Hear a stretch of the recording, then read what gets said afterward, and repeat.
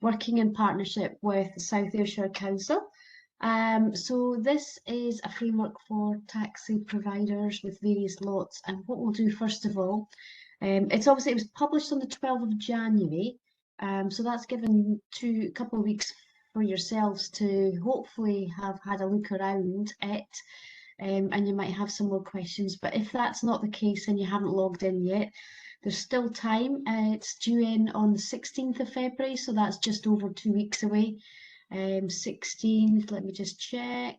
Oh, I can't because I'm online, but yeah, just over 2 weeks till the deadline of the 16th of February. So you've got plenty of time, even if you haven't started, if maybe you were waiting for this today.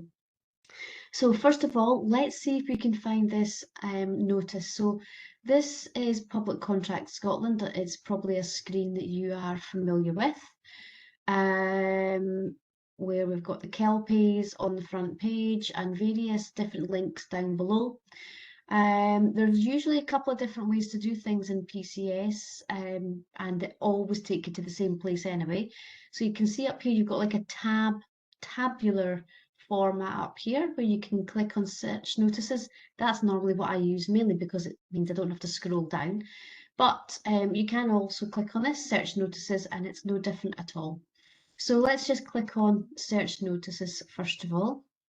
And it should move. As Fran said, sometimes when we're working on a portal within a portal, it can slow everything down. But you can see it's working over here. I've got that dreaded circle going again. Right, so here we are. So as you can see here, we've got over 1,000 pages with 11,000 items on them. So we don't really want to scroll through. You can see, like, even today, there's, half a dozen things being published already just today. So it could take you a wee while to get to the one that you're looking for. So because we know for sure that it's South Ayrshire Council, we can actually put that in its entirety. If you weren't sure what they were called, so just say it's City of Edinburgh Council, or is it Edinburgh Council, or is it the Council of Edinburgh, then you would maybe just put Edinburgh in there, and you would probably get Edinburgh College, and you've got lots of other things with Edinburgh, but then at least you would see what the name is. In this case, we know it's South Ayrshire Council. It's suggesting I haven't spelt that right, but it does look right to me, so I'm going to take a gamble on this.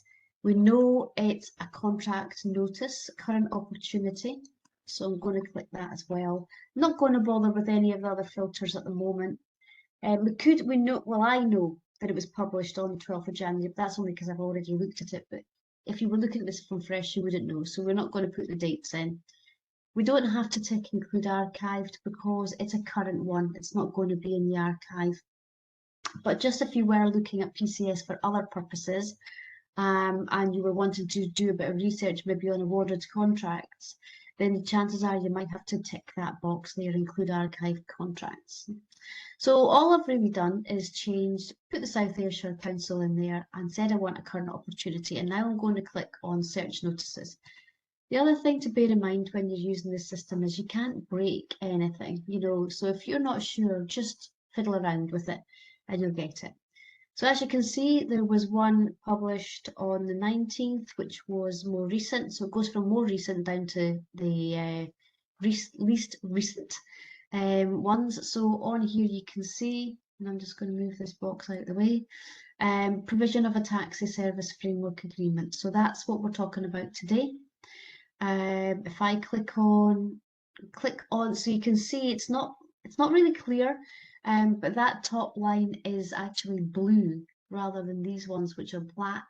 It's a very dark blue, but if I hover over it with my mouse, then I can see that it's a lighter blue, and that means it's a hyperlink. It's something that I can click on.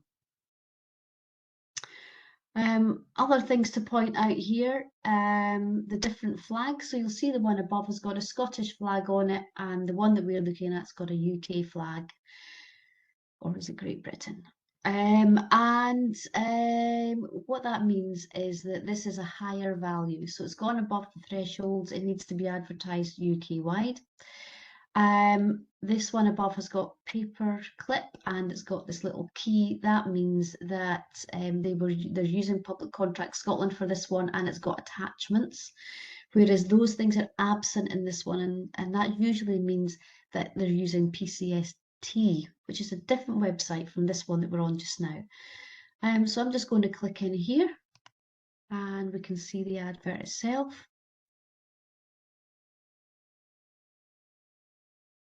So here we are viewing the advert. So as you can see now, if this was being done on Public Contract Scotland, there would be the opportunity to express your interest here, but that's not something you can do. In this case, we have to go to PCST. So what I would note here is that it's an ITT. It's an ITT as opposed to a PQQ, and you'll see why that's important when we get into Public Contract Scotland itself. And I would tend to note down, if you're a bit more savvy, you might want to just do that and then you can copy the number, but I usually use a piece of paper and a pen and a pen. But it's up to you. So it's 2586 that I have noted down here, and that's where that's a number we need to locate it in PCST. But if you are unsure whether this is for you or not, then what you would generally do is have a read of the notice, think, you know, it's about, it's a fourth generation. That means there's already been 3 iterations of this framework agreement. So you may be here today because you're already on the framework and you want to reapply, or you may be completely new to this, you missed the framework the last time and you're really keen to get on at this time. So if it's the latter, then this might actually be your first time ever using Public Contract Scotland and Public Contract Scotland tender, in which case, you know, you will be able to look over this recording as well. And I'm more than happy to look at answer any questions you've got at the end. So you can see in here, it doesn't have any documents in it, and the SPD is not in it either. If we go into the full text notice, you'll see that there are different lots in here. So you've got one lot, I think there's 4, 2, 3, 4 lots.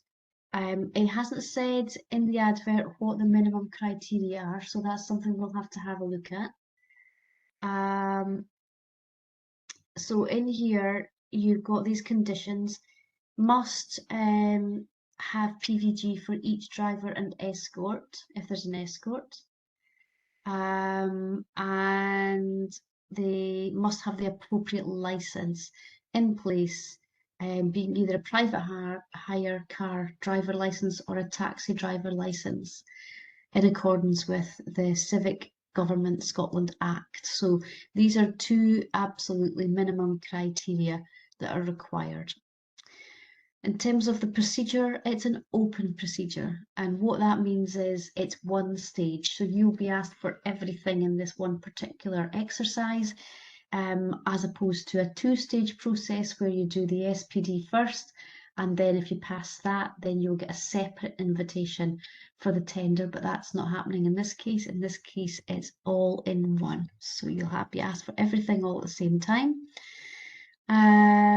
Let me see what else is in here. That's all. So that's all really we can discern from the notice. So in this case, you might already have looked at this and decided which lot it is or lots that you're going to apply for. Now, what I'm going to do is I have got my PCS and PCST linked, and I like that because I don't have to remember 2 different passwords, and I don't even have to have the different sites in my favorites. I just have to have PCS. If I go to my suppliers area, this might be familiar to you, but if you scroll right down, I can go to access PCST and go in there. Takes me to this different website. It's www.publiccontractscotland.gov.uk. We can upload instructions on how to link your PCS and PCST if you want to.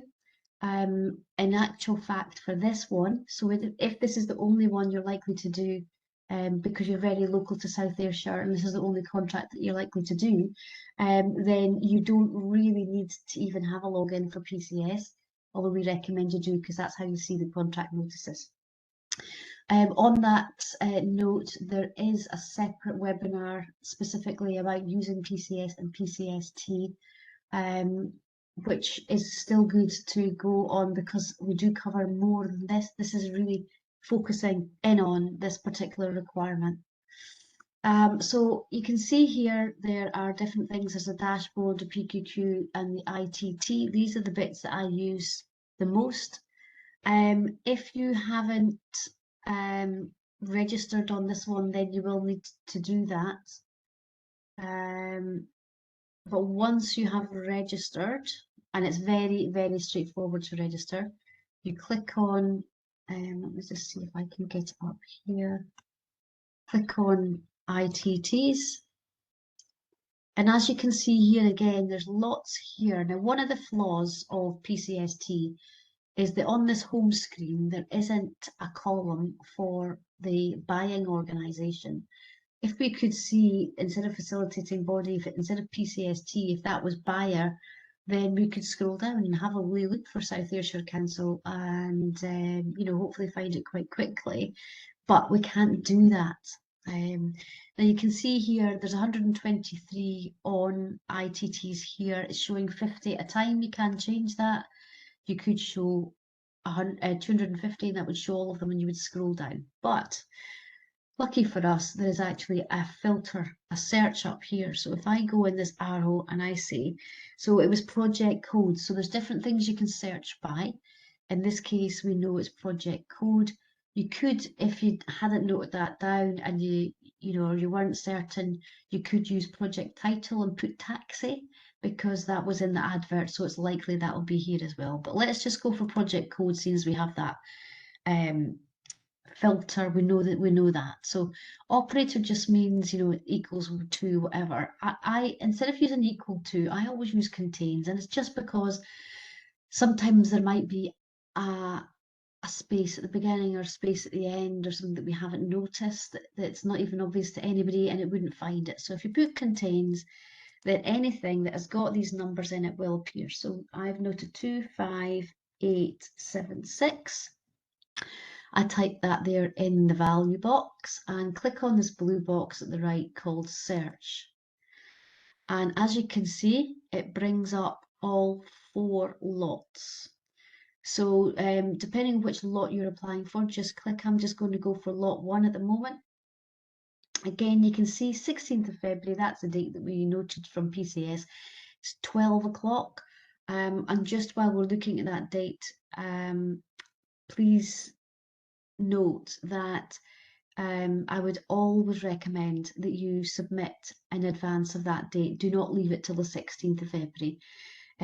At the very latest, the 15th of February, but if you can get onto it right away, I would highly recommend that because you never know what's going to happen. Honestly, you get people who have ended up in the hospital, you get people who have had floods, they've had, you know, emergency vets for their dogs, etc. And they've done all the work and then at the last minute they just can't upload it.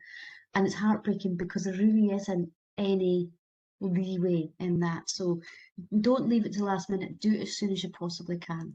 You just don't know what's going to happen. A very useful thing up here is a printable view, including the tender ratings. So if you click on that, it shows you the whole tender.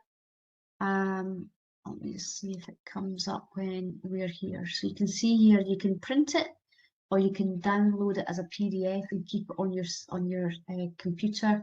Even if you've got a PDF, you can print that off at some point. So I think this is a really good facility on this site because without even having to navigate around the system, which is what some people find quite hard when they're not used to doing it day in, day out, is that you can have this one document and you can see very clearly on here what the different envelopes are. So in this case, there is only a technical envelope, there is not a qualification, and there's not a commercial envelope.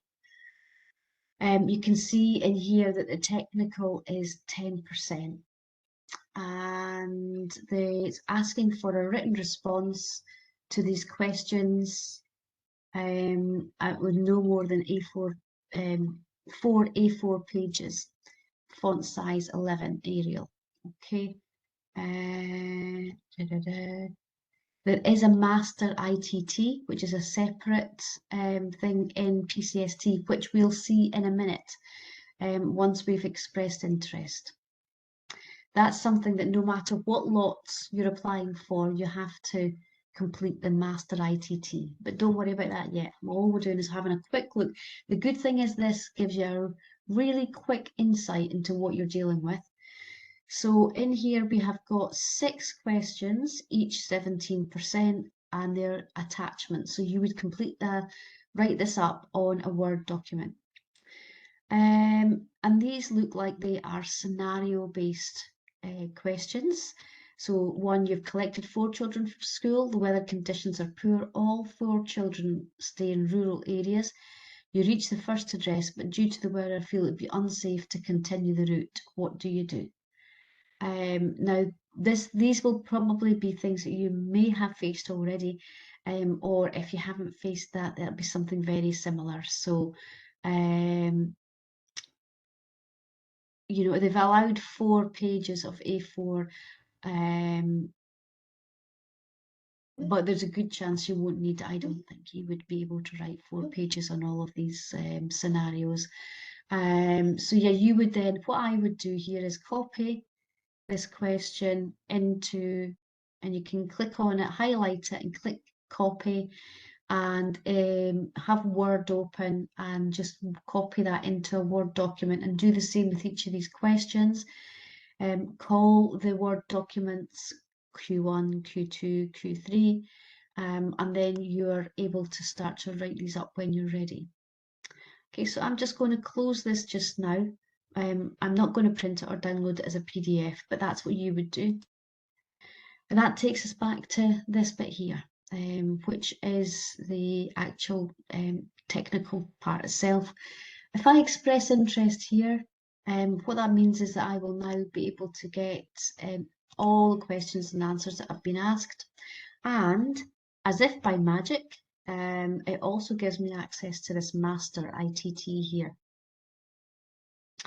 If you want to apply for more than one lot, then what you would do is go back to, if I go back here, it shows me all the other lots that I haven't, and so you would therefore click on lot 2, express interest, confirm, and there I can now see these ones are blue because I've expressed interest in them.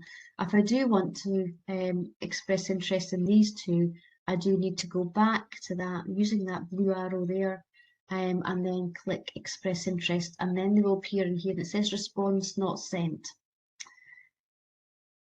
So first of all, because it's the first thing we will do, we'll first of all just check in here, have there been any messages? No messages yet. I'm going to show you now how to create a message. So if I go, you can go create on the left, or you can do create on the right over here, it doesn't matter.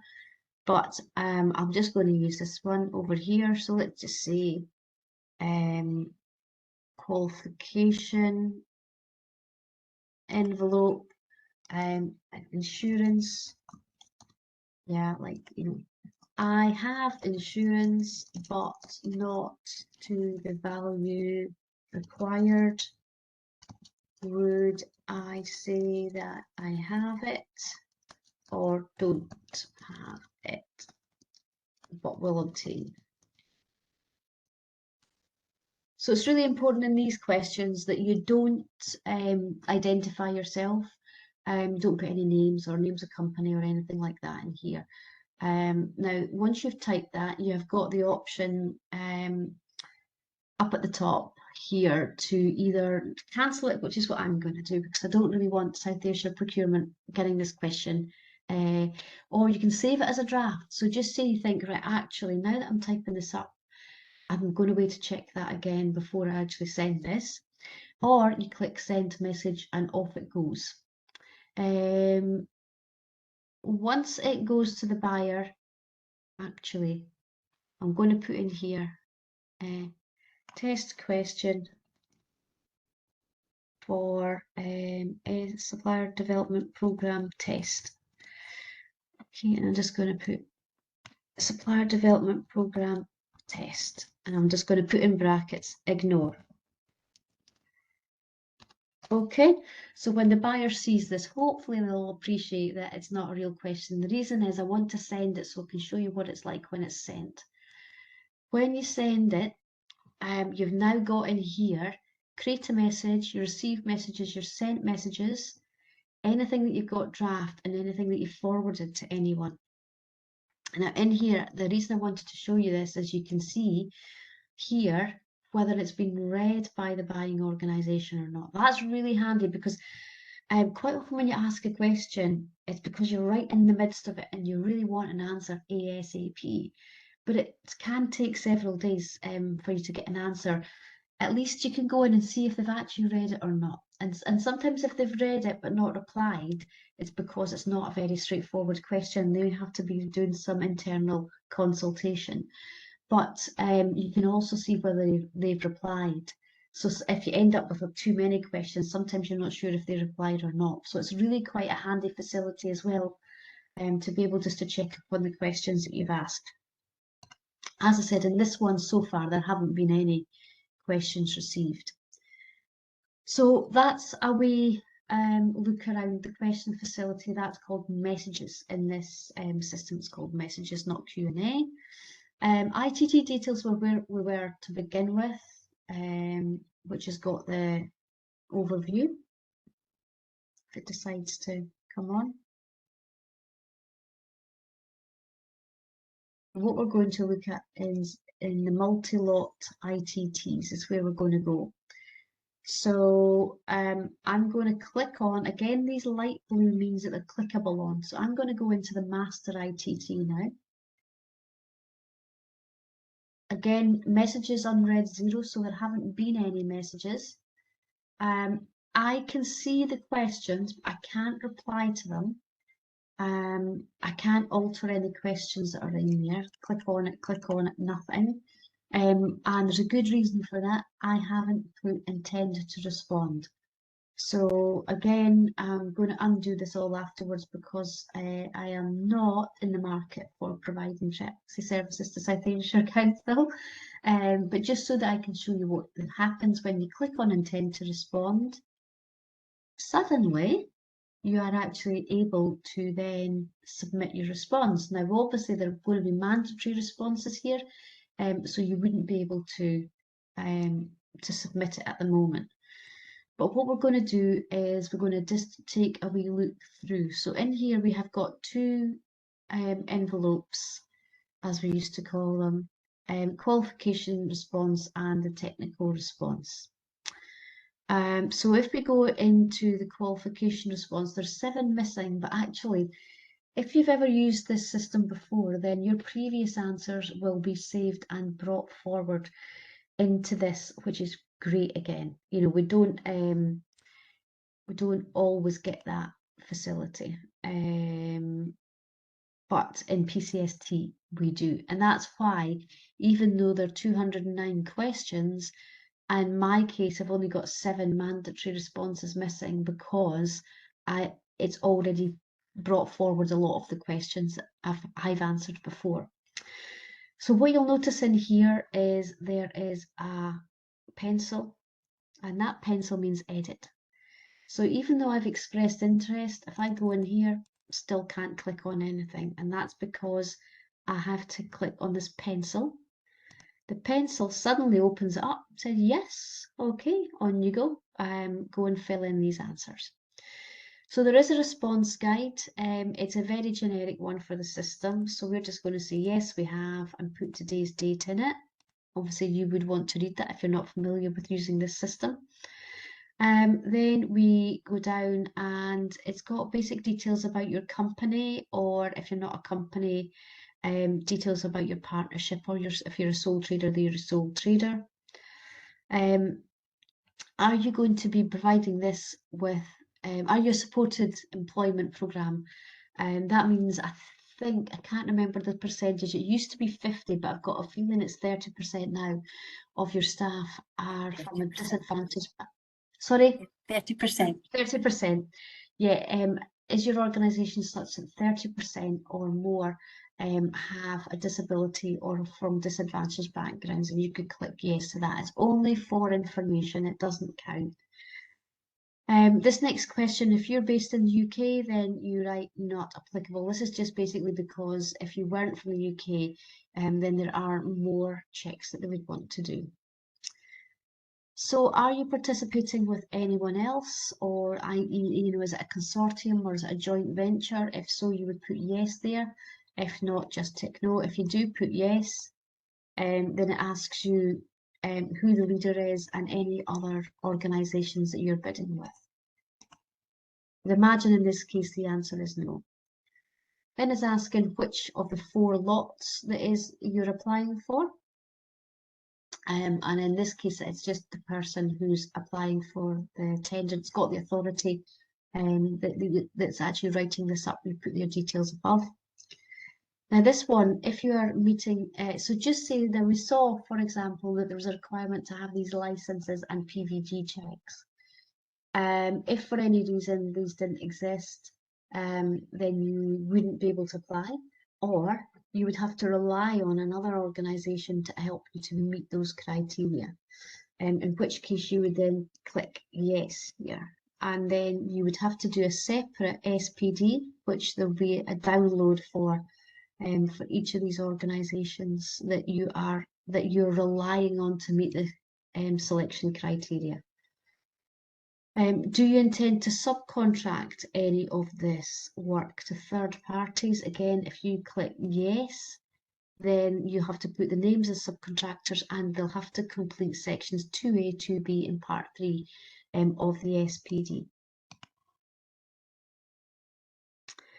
Then we get into the mass murderer questions, as I call them. So all these important questions the public sector does not want to engage with organisations which are involved in these things, so therefore they have to ask these. Now if I ticked yes, I have been involved in conspiracy, then that would be a fail. Okay, so I also put in this system you don't actually have to put anything in this box because you've ticked no above, but I put not applicable because I like to, as far as I can when I'm finished, not have any questions outstanding. And you can see here there's an asterisk beside this one. That means it's a mandatory question, which means that you wouldn't be able to apply if you haven't completed that one. And you got the not applicable one here is not, it doesn't have an asterisk, so it would just come up as optional, but you want to have as few questions left at the end as you possibly can. Okay, so you would just go through those, all these ones, reading them carefully. Have you been guilty of corruption, terrorist offences and so on? Money laundering, important one. Child trafficking, all of these kind of things. So if you've been have been found guilty of any of these, then this is where you would say that. Now B, you have to read them carefully because in some cases the question will be yes, some cases the question will be no. So in this case, have you paid all of your taxes?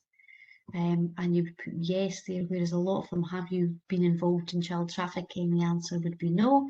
It's what they're looking at. So you have to read them very, very carefully. Put the most appropriate answer in that is accurate for your organisation.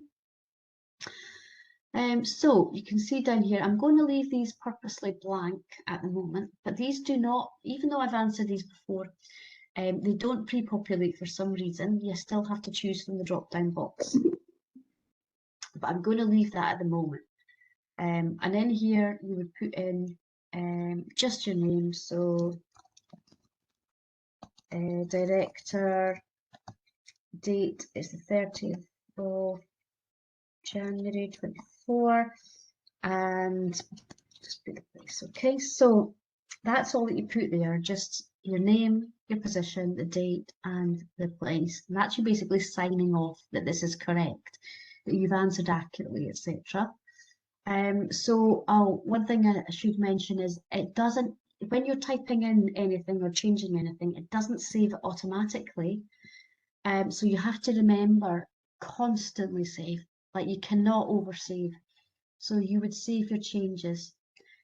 Now, the annoying thing is it doesn't anchor you. It's called anchoring when you're writing software. It doesn't anchor you.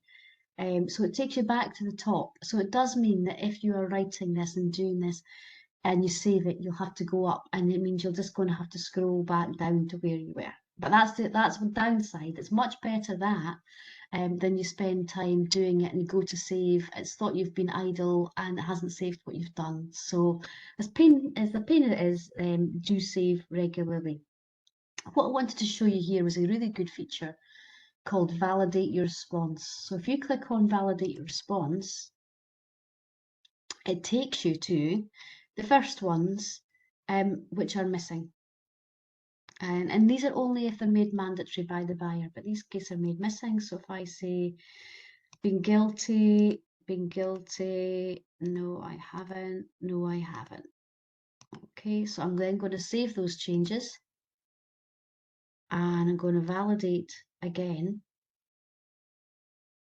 and nothing's come up.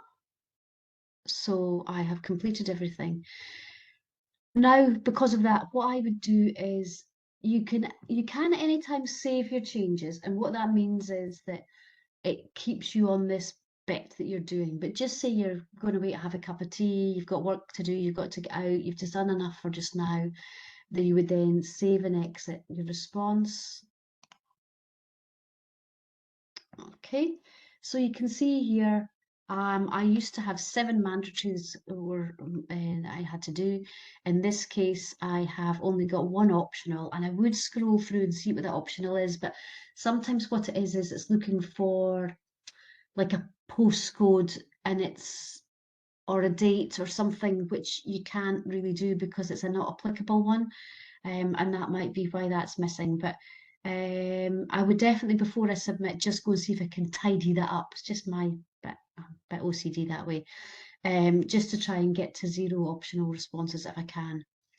Now what we're going to do is go to the next bit, which is the technical response. So you can see here, we're pretty much done on that.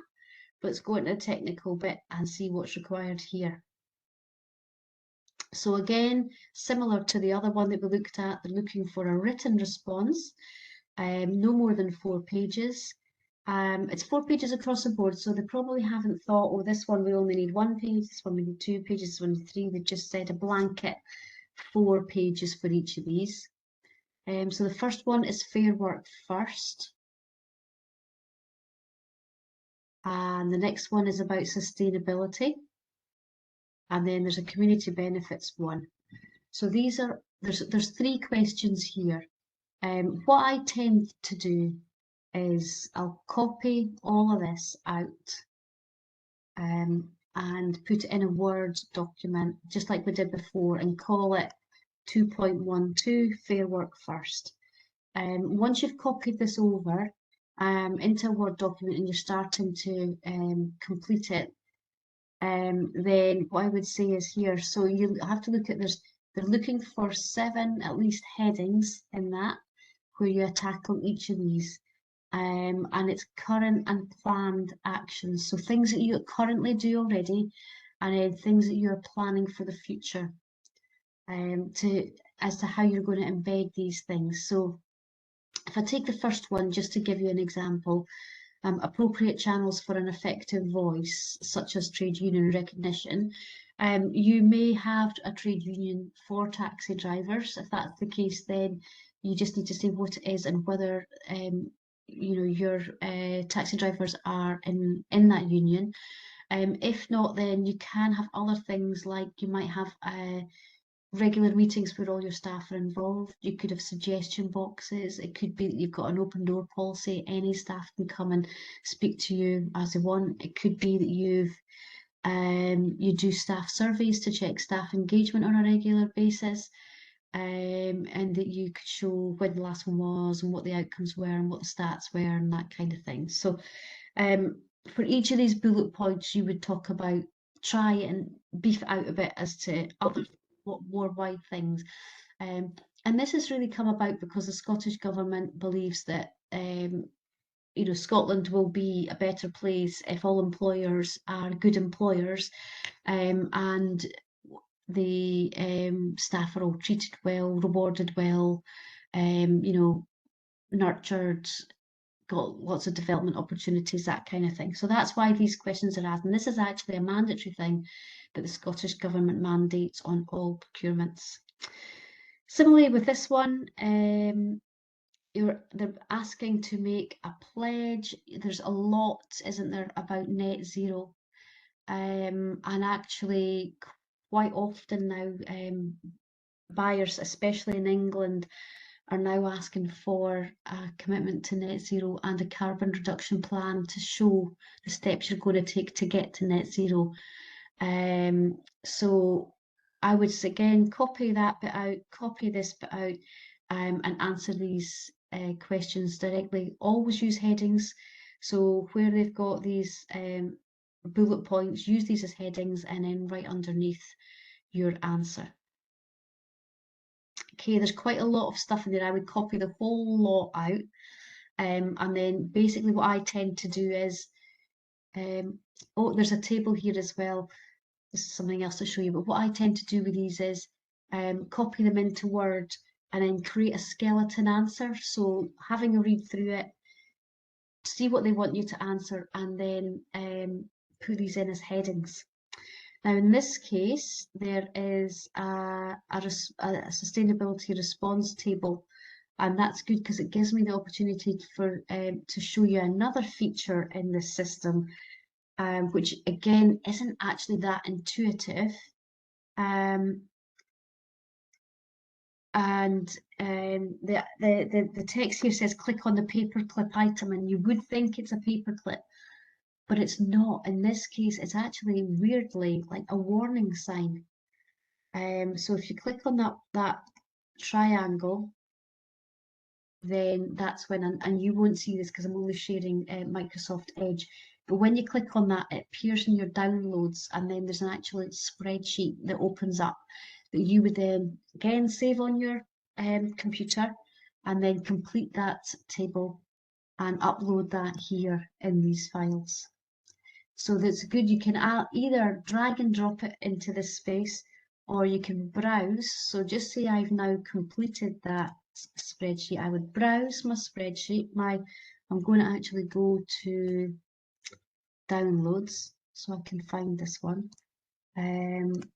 So I've now completed that spreadsheet and I've uploaded it to here. And you can see how easy it is. You just browse and click and it comes on. Do remember, save those changes. I'm going to do that just now. Save those changes. And then when I go down and scroll down, I can see that I can now delete that if I want to. So if I then go in and change that spreadsheet and I want to update it, I just delete it and then re-upload. Now that we've done that, there is a paperclip there, but it wasn't a paperclip in the first instance. Okay, so that's that one. And similarly on community benefits, there is a warning triangle there. So again, you would click on that. There is a table for you to complete, and then you would upload that into this area here. So I would say you should be able to get this section, which is the basic ITT. It's not a huge amount of work to get this done. If I validate this response, it shows me that a Fair Work First hasn't been uploaded. And if I scroll down, again, you're just looking for the red text, you can see that community benefits hasn't been done. So if I save and exit, it takes me back to the beginning. I can see instead of having 3 mandatory responses, I've still got 2 mandatory responses. Now, you're not going to be able to sit down and do all of this at once. You're always going to end up having to do bits of it just because the nature of being a business owner.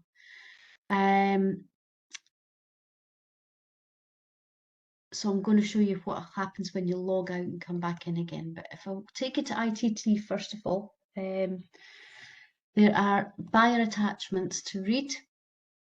And actually, before you do any of that was me just sort of getting ahead of myself really and looking at the questions just so you get an idea of the questions. But the first thing you would really do is look at these buyer attachments and download them. So you can do a mass download, or you can just look. There aren't that many. There's 7. It's really well done, this one, because it's got a number at the beginning. The titles mean something.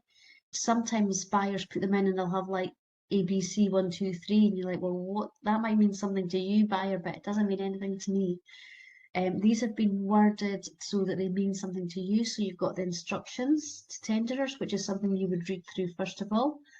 The statement of requirements, the specification, what you're actually being asked to do. The assessment and evaluation guidance, so that's how they're going to score things. The terms and conditions that pertain to this tender itself.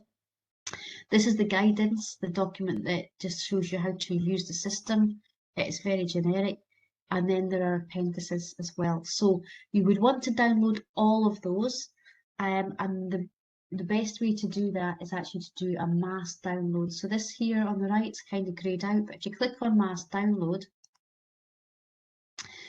it then asks you to tick the ones that you want. So just say, oh, well, I don't really want to see, no, I don't think there's any of those you wouldn't want to see.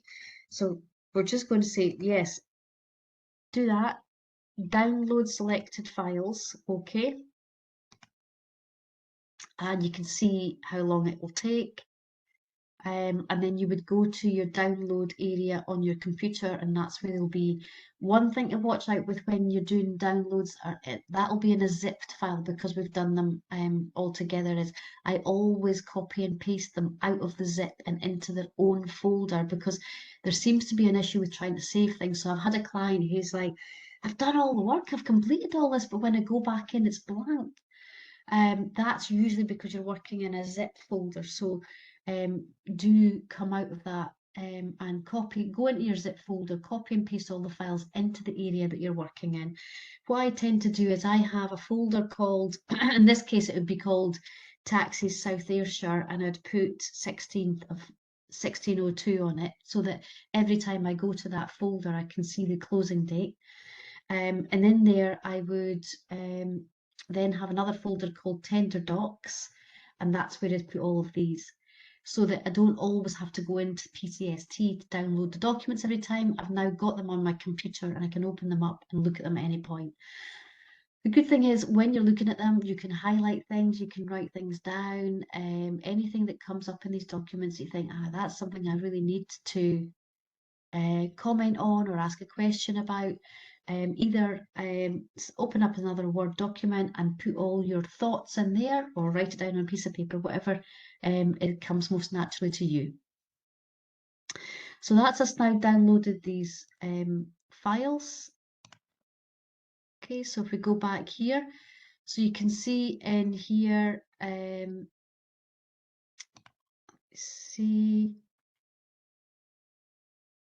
this is just how to get back to all of these. So you go in your multi-lot ITT. If we go back into master, which is where we were, then you can see in here we've still got the qualification response and the technical response. If we go to the home screen in here, then you can use your dashboard or you can use your ITTs. I tend to, funny enough, just use ITTs. If we go on my ITTs, then you won't have all of these, because it's just because I do work for other businesses that these are in here. But you'll see here, there's the master ITT, and here's the lot 1 and the lot 2 that we've already expressed interest in. So if when you log in, these are the only ones that you'll likely see, if these are the only tenders that you're working on. So when you log in again, you can go to Master ITT and it takes you back to here. And in these bits are little tabs. And underneath these are mini tabs. So if you're coming in and you want to go to there, go to Master ITT, go to my response. You want to click on one of these, and then you would remember you've got to, once you've finished, you've got to save the changes, save and exit, okay, and takes you back to where you want to be. Right, so we've now had a look at the master ITT, and hopefully you've got a really good idea of what you need to do. Let's have a look at this one. These are the questions that we saw before. So in this response again, just move this little box. So it's saying, just reminding you need to complete master ITT and you need to submit that. So once you've done that, you would then go in here. Now I've not got the option here to do any attachments or answer any questions, and that's because I have to say I do intend to respond. Once you've got intend to respond, you can again see technical response and missing mandatory responses. And in here again, still can't click because I have to click this pencil.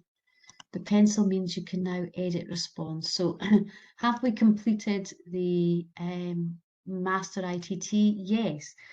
And we're in the process of completing it. We will complete it.